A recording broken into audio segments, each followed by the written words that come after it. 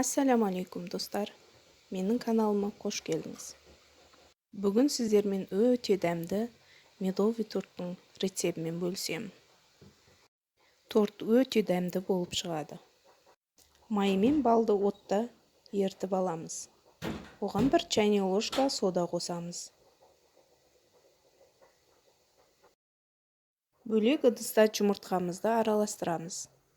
Ол біркелкі болуы қажет. Араласқан жұмыртқаға шекерімізді салып, тағы да араластырамыз. Торттың басқа да жасалу жолдары өте көп. Бірақ бұл жол өте дәмді және тез.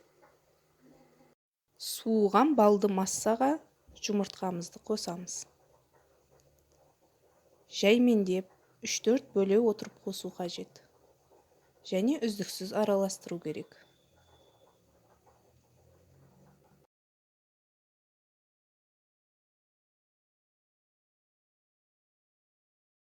Алдын ала електен өткізілген ұнды массамызға қосып, қамыр жасаймыз.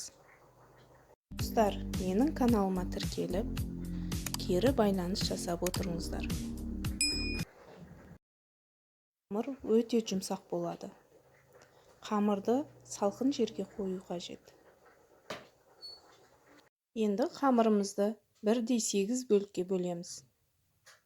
Бөліктерге бөлінген қамырларды пергамент қағазының үстіне қойып, оқтаумен жайып аламыз. 80 градус қызып тұрған пеште қамырларымызды пісіреміз. Қамыр тез піседі. Әр корждың арасына крем жағып шығамыз. Мен бұл жерде пломбир кремін қолдандым. Ол менің каналымда бар.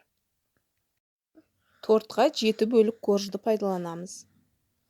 Бір бөлігін уатып, торттың сыртын сәндейтін боламыз. Достар, торттың толық рецебі описанияда тұр.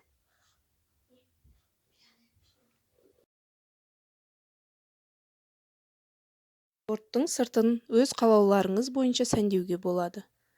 Мен коржды уатып, осылай сыртына жағып шықтым. Торт дайын, ас болсын.